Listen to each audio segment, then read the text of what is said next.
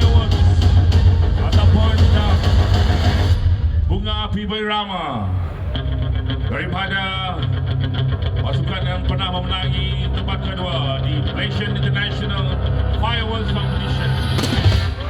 Sama-sama kita saksikan musical fireworks show. The grand symbol launching to mark the official opening of Darul Hana Bridge, ladies and gentlemen. This is for you, Sarawak, the pride of the people of Sarawak.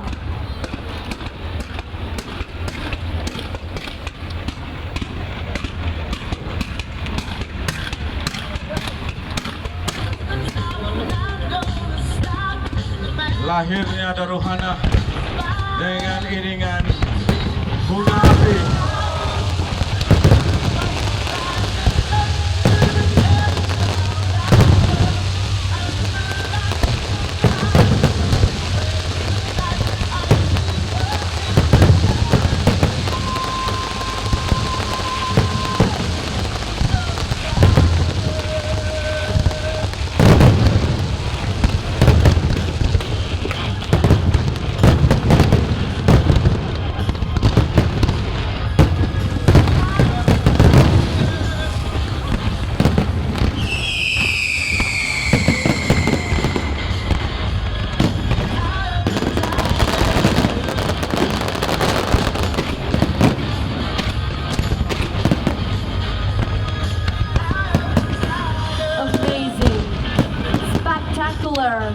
Fireworks display for the people of Sarawak to mark the official opening of Darul Hana Bridge.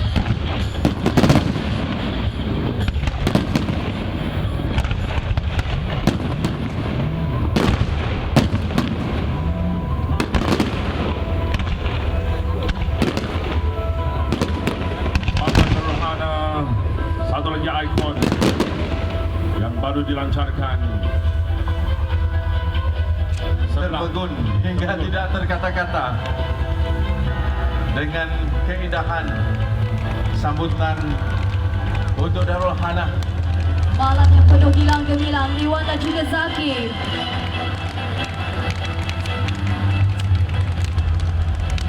Malam kebanggaan Sarawak. Satu lagi sejarah tercipta pada malam ini. Tepat pada 11 malam, 11 malam, 11 November 2013.